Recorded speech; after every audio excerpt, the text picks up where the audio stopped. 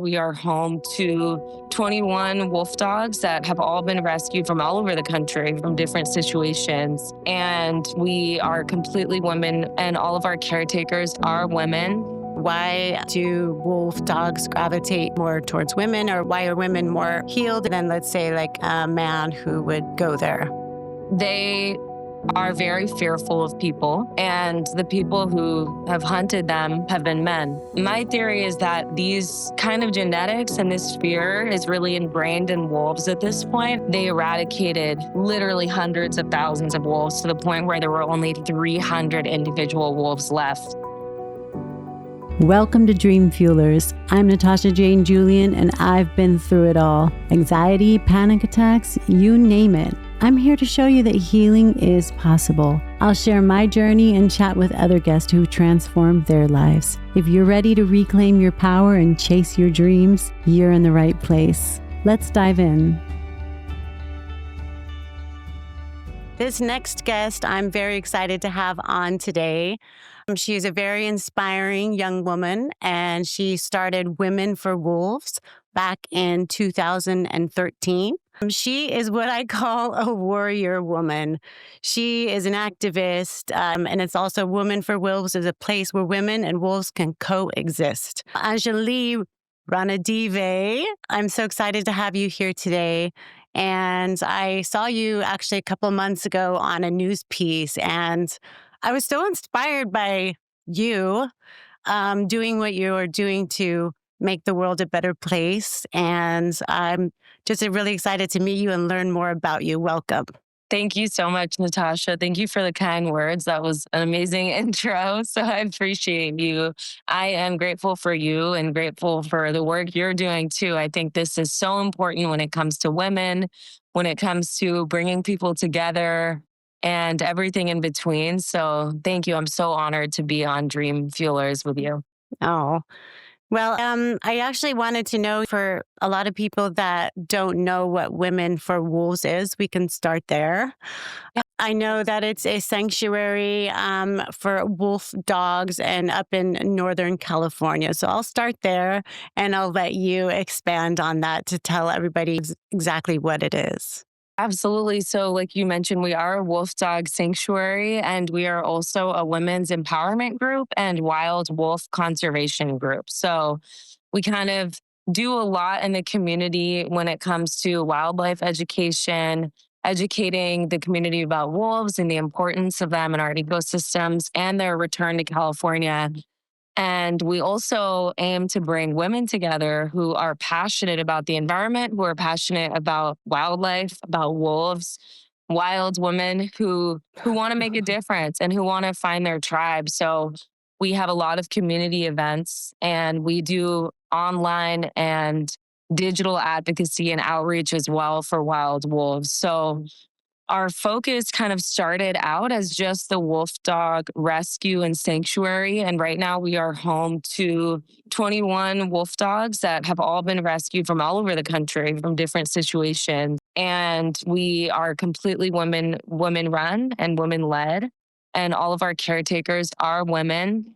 We all have very similar stories and kind of journeys to getting up to this point. So I'd love to talk more about that. But yeah, Women Who Run with Wolves. I don't know if you've heard of that book, but that is one of our Bibles, if you will. And that was the inspiration behind changing our name to Women for Wolves, because we used to be Jaws and Paws. We just started to see how this cause was really bringing women together specifically, and that the sanctuary isn't just a safe haven for wolves, but also a safe haven for all of us. And this work has really become that as well. So yeah, that's a little bit about who we are.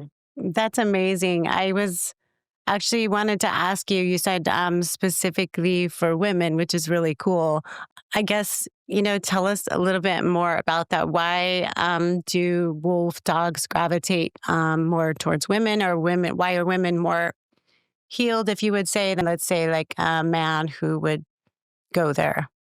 Yeah, that's a great question. So, wolves in general, just starting with wolves, a wild wolf, they are very fearful of people, and the people who have hunted them have been men.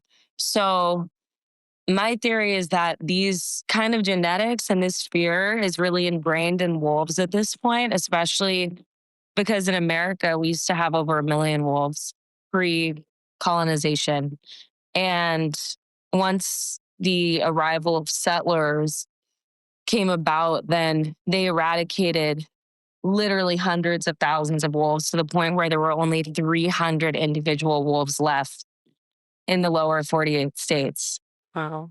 So, yeah, it's just kind of an ingrained fear. And there's a lot of misconceptions about wolves. People think that they're these, man eating evil creatures that want to kill livestock, and the big bad wolf stereotype really kind of plagues them. So, I think that people just assume that they are a certain way, but in reality, they're very fearful. And that is why they do gravitate towards women more, because women we naturally love animals. I think a lot of us just naturally have a connection to nature and have a less threatening presence. And so we've seen in our work when we're doing rescues, a lot of the animals we do rescue come from abuse at the hands of a man.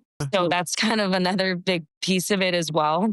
Okay. But I do think it's kind of a natural genetic aspect too that I would love to look into more one day. But there's a natural fear of men that they have. So when we have had male staff in the past versus female staff, it's night and day. And I'm not saying that all men are just terrible with wolf dogs or with animals at all. I'm just saying that the way that the wolf dogs respond to the women is night and day. And they are able to build relationships with the most neglected and abused animals with this connection. So I think there's many layers to it. I could talk about this piece all day.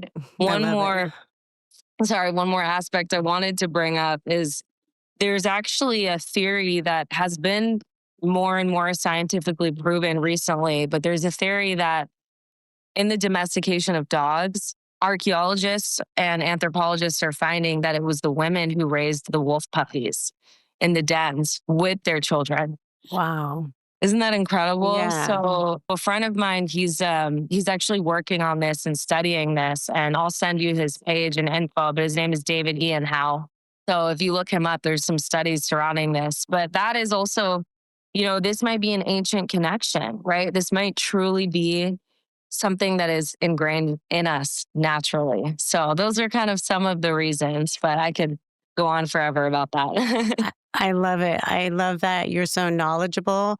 I love that I can feel and I can hear your passion. And it actually doesn't surprise me. So I do not have wolf dogs, but I have 2 German shepherds. And the Zara, she's 4. When she was young, she was very scared. We said we got her from like a ranch in Montana, but she looked and acted like she had been through something traumatic. She was hiding under the table. She was scared of people. And specifically, she really only liked women. And she likes my husband now.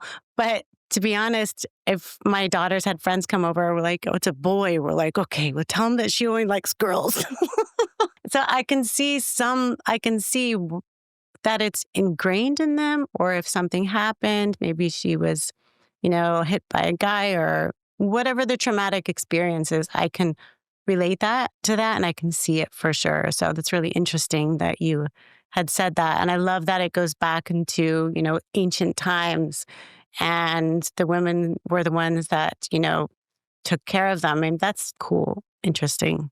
Well, and I love shepherds, by the way. So a lot of our wolf dogs, with breeders who breed wolf dogs, they tend to add in shepherds. So we see a lot of the shepherd traits within the wolf dogs, but we actually have one named Zyra. And you said your dog's name. So I was like, Zara, yeah. She sounds like an angel. She's, she was a lot of work getting I almost rehabilitated her, I feel like. Yeah. And she's got the sweetest soul. and she looks after you and looks after everyone. She just is a little fearful and a little sketchy sometimes. So that's okay. I love that story. Yeah, but also that's why I felt this huge connection to you for many different reasons. And first, I was so inspired by this work that you do and the healing work, and the fact that it's wolf dogs. That's so unique. I don't know. I've never heard of anybody out there. I'm sure there's a few that is doing this line of work, and so specific and so niche. And I'd love to know now, if we back up a little bit, what was your childhood like that might have led you to this line of work? Yeah. So, I always loved animals, and I've always felt more comfortable with animals than with people. I grew up luckily, my mom, she kind of instilled this passion in me. So I did get to grow up surrounded by a lot of animals, which was such a blessing. And she was a registered nurse. So she had kind of that caretaking aura already. So we always had baby animals in our house that we were rehabilitating, whether it was a squirrel or a That's baby amazing. bird. And then we also had our own animals as pets that we were rescuing. So that kind of got me started.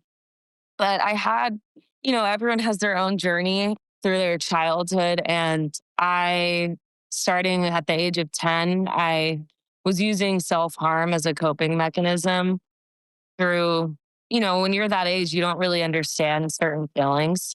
Mm-hmm. And so the only thing that really made it better was caring for animals, and just caring for having a higher purpose and caring for something outside of myself. It was really the kind of thing that got me into conservation and rescue and working with animals.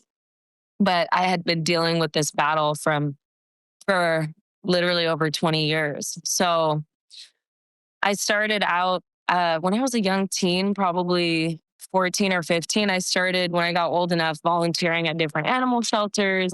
I worked for the Monterey Bay Aquarium where I was an intern, which was amazing. And so all of these experiences really shaped me to who I am today and led me down this path of conservation and rescue. And then when I went to college, I studied marine science and conservation resource studies and started Jaws and Paws. But I still was battling with this kind of ongoing self harm.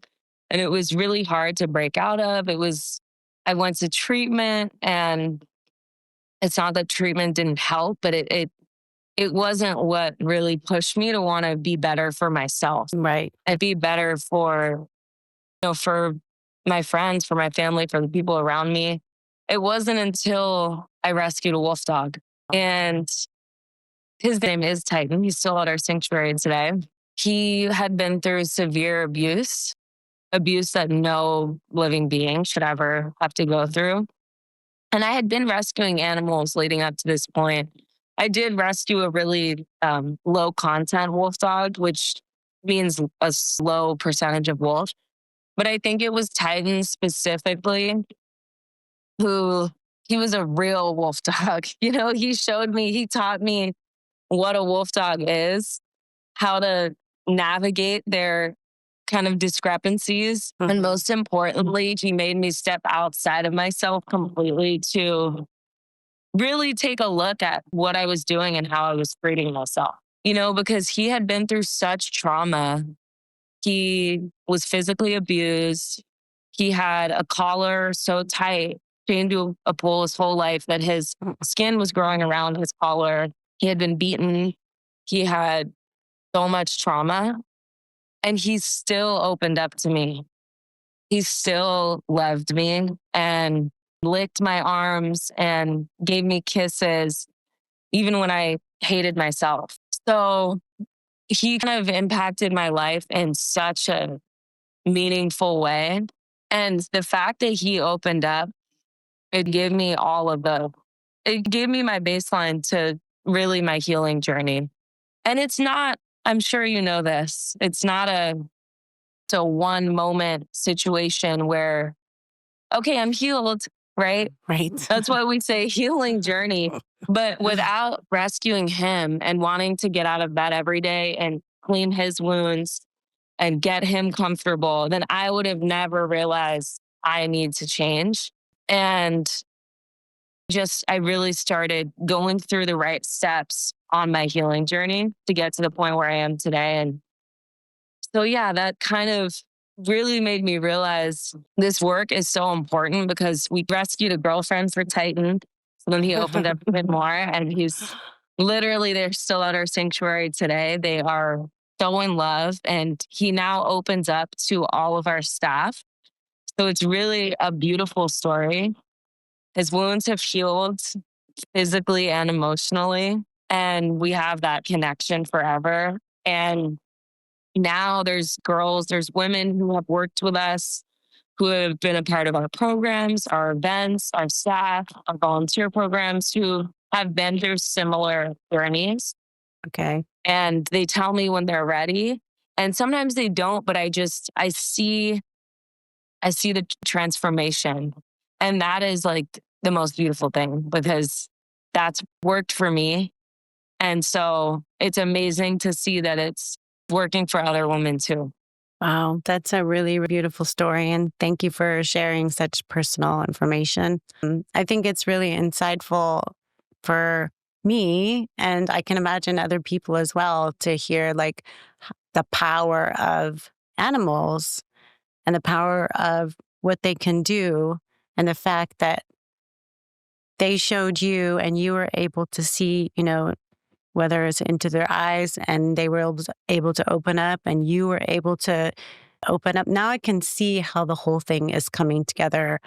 I didn't know any of that about you, but that's a really beautiful story. And Titan sounds amazing.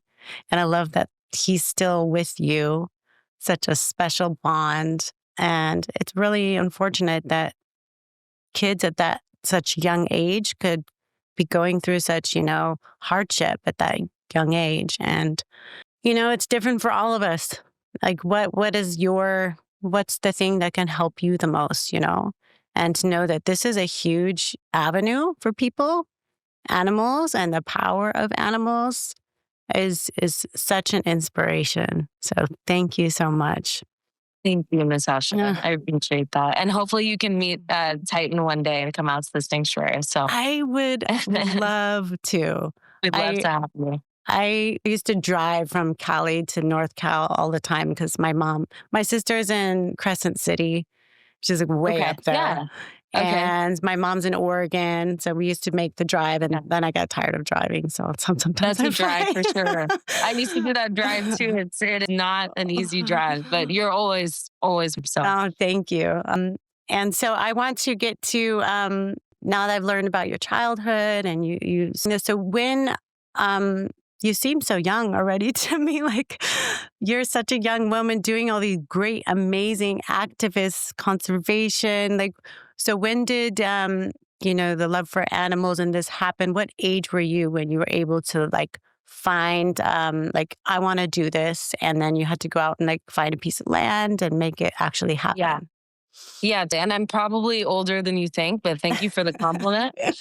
I'm 33. So let's see.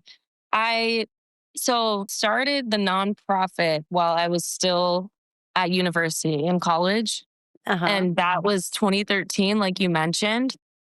So I kind of talked about how my whole life, I knew I wanted to help animals. They saved my life every day. And I knew that at a young age. Since as long as I can remember, I remember seeing a fish dying on the beach in Hawaii, a parrotfish, and just being devastated and just knowing, okay, I want to save every animal. That's my dream. Every time I blew out my candles for my birthday, it was, I want to save every animal in the world. Help me save every animal in the world. It's so sweet. You're like the sweetest girl in the world. And still am. No, you're so sweet.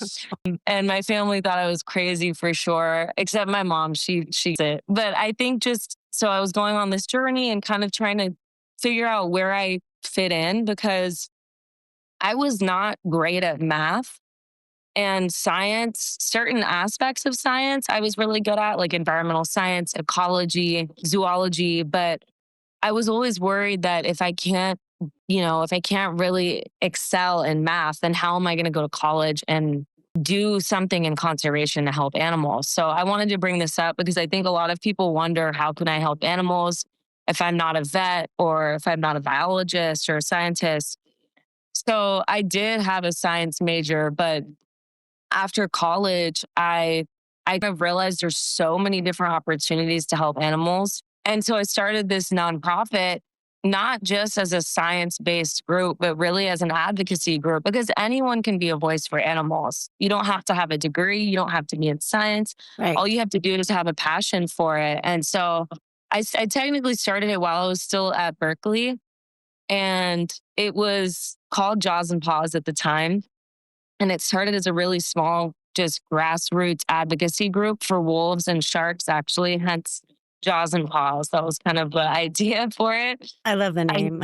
thank you so much. And I might turn it into a kids program one day because it kind of sounds like it could be. But anyway, so I started it just to get people together to advocate on different causes. So it would be an anti shark finning campaign and getting a group of college students together for that. Okay. And then when I rescued my wolf dog and then I rescued Titan after graduating, that was actually nothing to do with the nonprofit at first. So that was just, I heard these animals needed help and people knew I was doing wolf advocacy. So they asked if I could help these wolf dogs. And then I realized this is what I need to be doing. With that journey with Titan, I realized I needed to marry the two, conservation and rescue, because I found out that 90% of wolf dogs are euthanized in California when they pass through the shelters. So this is an Wow. astounding number. And Titan and the other ones that I rescued early on, they were some of the luckier ones. But usually what happens is when wolf dogs or wolves get surrendered to a shelter, sometimes the shelter can't legally adopt them out if those are the laws in their county, or they don't want to because of liability reasons, since wolf dogs do have certain attributes that might make them go after pets or be unpredictable. So oftentimes people will just end up euthanizing them if they can't find a rescue or a shelter. So that's how the rescue part kind of came into play. And by the time I would say 2015 or 2016, I looked up and realized I had rescued 40 wolf dogs and placed them in different sanctuaries and places. I had Titan with me. And my mom was like, why don't you just do this? So she's an angel and she helped us get land when we were in Southern California to start the sanctuary.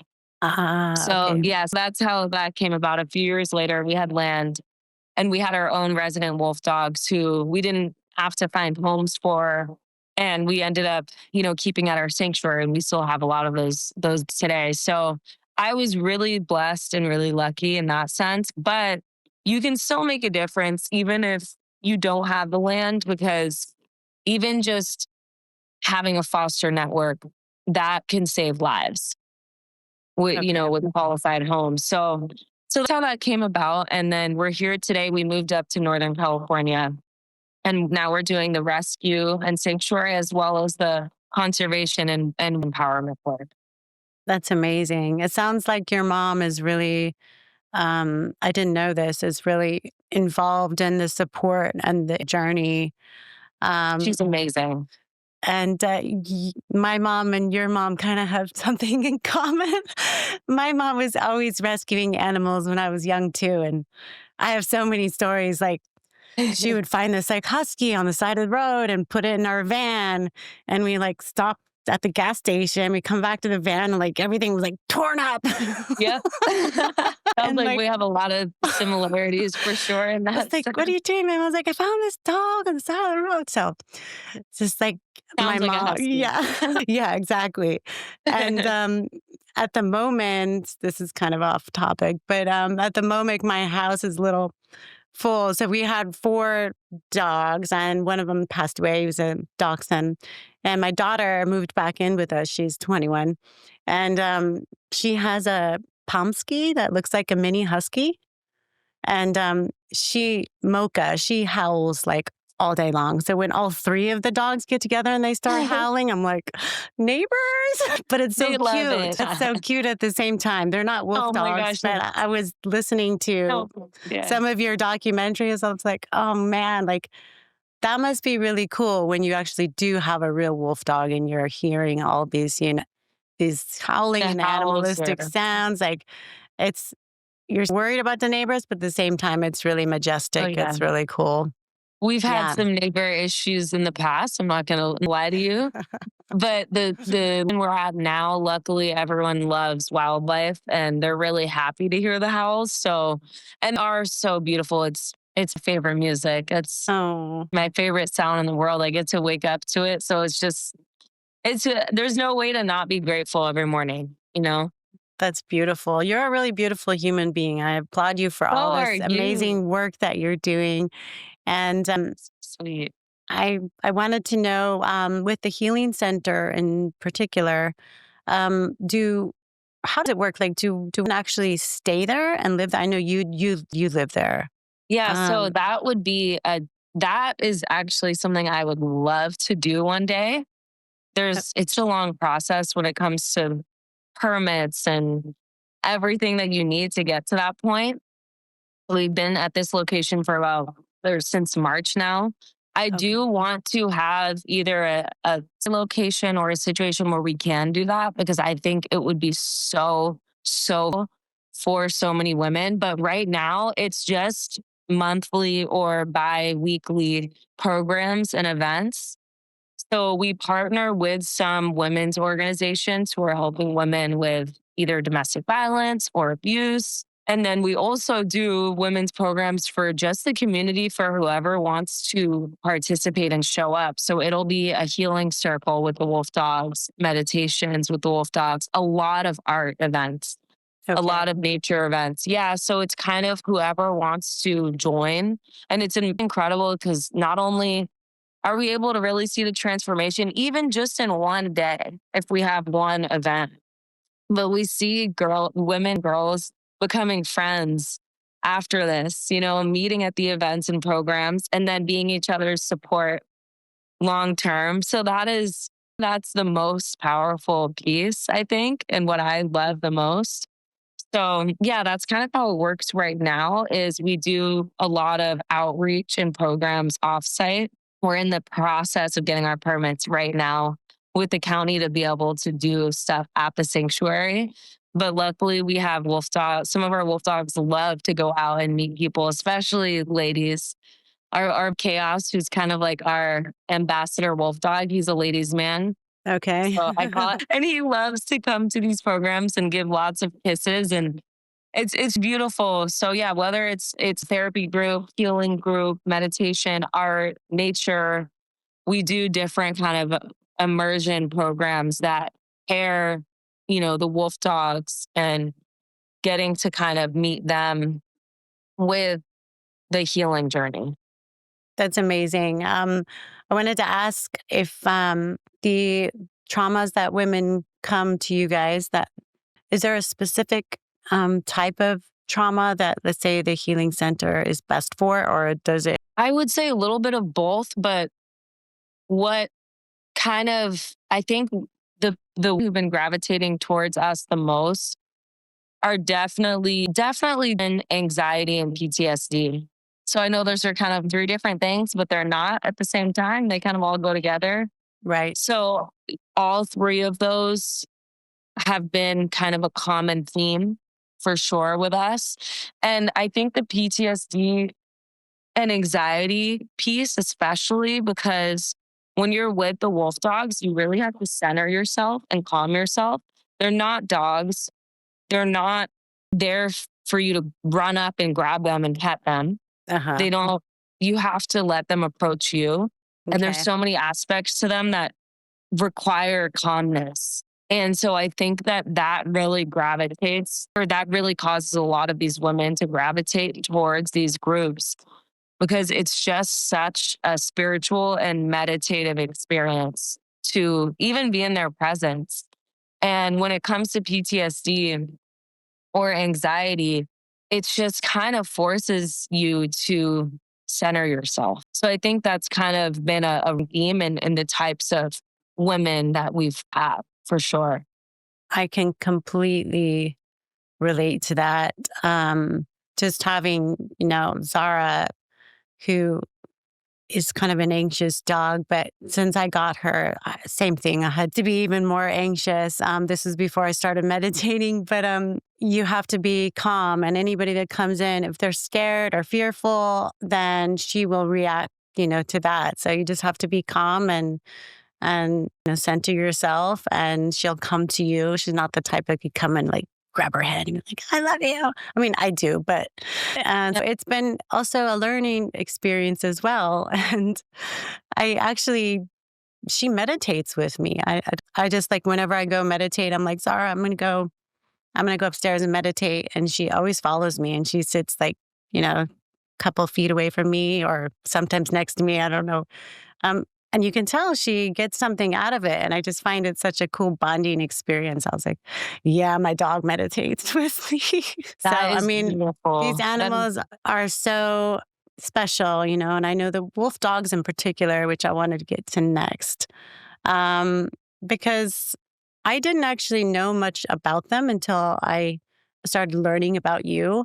And I didn't know it was such a problem as well. So, first, I would like to ask, what makes a wolf? Yeah, that's a great question. I'm so happy you asked that because it's a lot of people don't really understand what a wolf dog is. And it's important to know what they are because when they are mislabeled, that can be very damaging to them, to wolves, and to dogs. So, a wolf dog is basically an animal that has wolf DNA and dog DNA. And that can be a really big spectrum. So, there can be a wolf dog that has 10% wolf, the rest dog. There can be a wolf dog that has 96% wolf. So there's a Oh, really, wow. yeah, so those are two very different individuals. And then there can be a wolf dog that has 40% wolf, 15% coyote, and the rest mixed with a ton of different dog breeds. So Okay. there's a spectrum, but essentially it's a dog that has a wolf, or that it's an animal that has dog genes and wolf genes. And the reason why wolf dogs get so displaced and often get surrendered to shelters or rescues is because, just like with any dog, when people get a wolf dog as a puppy and they're unprepared, just like sometimes dog owners buy puppies because they're excited and it's a cute little puppy. Yeah. They want the puppy, but they don't want everything that comes with the puppy. And they don't want the puppy to grow up, you Mhm. know? Yeah. So if you think about how often that happens just with regular dogs, if you think about the shelter crisis in America, where hundreds of thousands of dogs are euthanized every year, think about that in relation to a wolf dog who really was man made and does not necessarily fit in a household, but doesn't fit in the wild either. So it's already difficult for regular dogs. Golden retrievers are getting surrendered to the shelter. Now imagine an animal that has to be with someone who has experience, who has the proper facilities, who has the proper fencing, the proper financial situation to be able to feed this animal and vet them. So there's a lot that goes into owning a wolf dog, and there's such a wide spectrum of what attributes you're going to get. It's not like you just adopt a German Shepherd, for example. You kind of know, you can do research on what a German Shepherd is. You know their attributes. A Yeah. wolf dog might have Shepherd, wolf, husky, Akita, Yeah. Malamute. So those are all different interacting breeds into one animal. So I just brought that up because that's why they are very difficult to own. And Okay. that's why they get abandoned. And they often end up getting euthanized. And that's why I am a firm in neutering and spaying. And I'm Mhm. against breeding, and I'm against breeding wolf dogs, which is controversial in my community a little bit, but I don't care. I've seen so many animals suffer. Mhm. So it's just, you're bringing animals into existence who are going to ultimately have to end up in an enclosure. That seems And like the right yeah, decision to me, to be honest. I well, because support even you. here, like, no, thank you. And sorry, just one last thing. Even here, they have huge habitats, half an acre in some of them. We're on 40 acres. They get hiked every day. They get raw meat. They get everything they need, but they're still in enclosures. Mhm. They're still have to be so small because wolf dogs, a lot of them are very fearful, and not all of them can go out and go on a hike or go to the store or go to the vet. Everything has to be done so specifically and so monitored. So it's just, you think of even the ones who are lucky, they still have to have a very small world, if that makes sense. Yeah. Do you have your vets come to the sanctuary, or is it We kind of do. both? Yeah, we Okay. do. If there, it kind of depends. We do have some wolf dogs who luckily weren't abused. They were just owner surrenders. And we found that they were a better fit for a sanctuary than, they do like to jump in the car and go on hikes and go to the vet. Otherwise, we just have our vet come out, and we do have a lot of acreage. So we do hikes on our property for the wolf dogs as well. But so yeah, Lucky girl. I'm so lucky. I'm so Do you lucky. get to You have to hike come every out. day with the dogs? So I mean, With the wolves. we have a very small team. So I don't necessarily, like, there's days where I have to do all paperwork, or like Friday, I'm doing school teachings all day, which is awesome. But like, there's days where we have advocacy, you know, there's different every day. My dream day is to wake up and hike the wolf dogs, yes. But I Oh, definitely get to, since I live here, I get to hike them most days when I'm done with my work and everything. But we have an amazing caretaking team too who does that. So that is so cool. I real quick before we wrap up, I wanted to ask about your workers there, the females. You said it's an all-female team.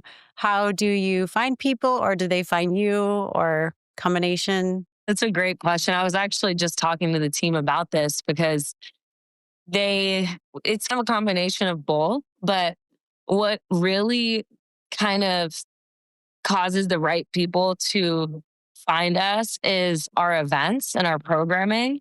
So we had this we had this event, about a month ago, a month or two ago, and it was a Twilight movie night and like Awesome. crafting night. And so it was just kind of a fun. We call our super girly events, we call them Wolf Girls events. Oh my And God, I love that. you would love it. You got to come out and host one with me. We should I, totally do that. I'll tell you the inside joke in just a second after you finish. Okay, okay, perfect. So in there, I met our like next superstar staff. Her name's Nicole. And I never would have met her if I didn't have that event. And I was like, is this going to be corny? And my co founder was like, dude, this is something you would love to do. So just do it. I was like, yeah, you're right. Oh, So I'm so glad I did. So it's kind of a combination of finding people through the programs and whoever comes. And then we have been, when it comes to animal care, sometimes you have to be very, well, no, not sometimes. You always have to be very intentional because these animals are so specific, like I just mentioned. So we do have different networks we reach out to where we put out postings. But all of the women, there's kind of our animal care staff, and then there's our operations and programming staff, which is like conservation and everything else. So we them mainly definitely through social media and putting out postings. But I've found recently that having the right events and programs is like how you will really can draw the right people. So I'm really fortunate to have an amazing team of women surrounding me, and it's all ages. Some are older than me, some are younger than me. We all are the same. There's task that's above anyone or below anyone. I'm scooping shit hmm. and I'm speaking on panels. And Yeah. the next one caretaker is reaching out to legal representatives for wild wolves and taking them to the vet. So we all wear many hats. One is leading an art program and also doing the walking, so it's beautiful in that way. It's a community and we're all the same. We're all the same. There's no one is above the next person, just like the wolf pack. I absolutely love that. And I love that you said it as well. And I can so relate to that. So I really appreciate you and what you're doing. And if I come up there, I would love to volunteer. Yeah. Oh my If I God, lived up yeah. there, I would just love to be there every day. It just, Oh, you're always welcome. You can come out. We can do a fun volunteer day, and then we'll so, do something artsy and girls like at night. that sounds so fun. So I'm going to tell you now, a few days ago, I was getting ready and I was like, I'm going to be interviewing Wolf Girl. And my husband goes, don't call her Wolf Girl, doesn't she? I'm like, yes, her name is Anjali. And I just love that you Love just it. called your group Wolf Girls. I'm like, see? To Oh me, it my God. sounded cute. I was like, yeah, she's like a wolf girl. She's like, That is like the best compliment I could ever receive. That's what we all call ourselves. okay, cool. Someone put on one of, I think it was a video on my personal page when I was with the wolves, and they were like, I mean this in the most respectful way possible, but you look just like your wolves. Like they look like your children. Oh You my look, gosh. and I was like, this is the best. And friend was like, damn, that's kind of like messed up. I was like, that is the best compliment that I've ever received in my life. I'm a wolf. that Like what? We're all wolf you're girls. like You're a part wolf wolf, girl right? too. Exactly, right? And you're a wolf girl too, Natasha, just so you know. I Yes, can tell. I have a connection with animals. I've always had one too. And even like when I went to go visit my brother recently in Oregon, I came to his house and I sat down on the ground with his dogs and was like speaking to them, without saying anything. He's like, you just come here and, visit my dogs, really? So yeah, I've always had same thing, always animals when I was young, but I didn't obviously go into that line of work, but I always make sure to surround myself with animals. So Love yeah, it. it's such I a can tell. you're such an inspiration and I'm so glad that we met. And I love that you continuing your activists, all your amazing good things in the world, and that you're even offering. I saw on your website scholarships to women who are going into this line of work. And I'm just like, yeah, this girl is just continuing to do above and beyond and really try and make the world a better place. So I think I applaud you. And I did want to ask you one last question because I just found out a couple days ago that, or maybe even yesterday, that you're also a singer, songwriter, artist. And I was like, I can't believe I'm going to be interviewing her. And I didn't know that about you. And that's probably also why there was another layer of connection there. So are you doing any singing or performing at all these days? It's so funny because I was just looking at your page before this, and I really want to check out your music. So when I was looking at it, I was just thinking how much I miss it. And Oh, it was such a different part of my life. And in a lot of ways it was a dark time, but it was a happy time. And I'm sure, the industry is really really any place, and if you're not if you're not careful, it'll you. And so I stopped around the time that we got land actually in LA. So trying to think of the exact year, I guess it was 2017. But I mean, I still miss it. I still sing every day. I music from 2013 to 2017. wow. And yeah, I mean, I went on tours. I had this like whole different life. It's just weird to think about now. And it was just, I had a small, fan base, and it was very niche, but I did miss it a lot. I miss that expression piece. I have a song about wolves called Wolf Cry. Oh, I Um, want to hear but it. I've been saying that I do before I get too old, I want to do like a couple songs, something kind of very me, because before I was really catering to a lot of different people, if that makes sense. Absolutely. So Yeah. I'm sit and maybe that's something else we go on and when I come down there. So Yeah, that's beautiful. Thank you for sharing that with me. And and these are all different parts of us. And I always thought like, oh no, I just have to be a musician. And that means I can't like venture out into like other things. Or no, I actually started off in acting when I was young, and I haven't been back to acting in a long time, but it doesn't mean that I don't want to. I was like, that's just like it just said like a different part of our expression. And so this year I was actually switching gears. So I haven't performed at all. And to up my band in this podcast. And I just know like at the right time it will happen. And when you're going through stuff as well, as you know, through trauma and stuff, you force things. So I'm not going to go out there and try and force things out when I know that I'm in the middle of a transition. And then when it comes out, it's probably going to be a little bit of a pivot, a little bit of a change. And that's the way that was meant to be. So I love that. That's beautiful. That's a great way to look at it. So I'm going to take notes and do the same. But you have an amazing energy, and I can tell you're an artist just in every aspect of how you're presenting yourself, how you speak, and you have a beautiful talking voice. So I'm excited to. Oh, you're sweet. Well, thank you so much, Anjali, for having a chat with me and joining me here. And I really look forward to meeting you in person. And it's been real fun. Thank you so much, Natasha. Thank you. Thanks for tuning in to Dream Fuelers. We hope today's episode inspired you on your healing journey. Remember, transformation is possible for everyone. Follow and share with someone who really needs it, and we'll see you next time. Keep dreaming big.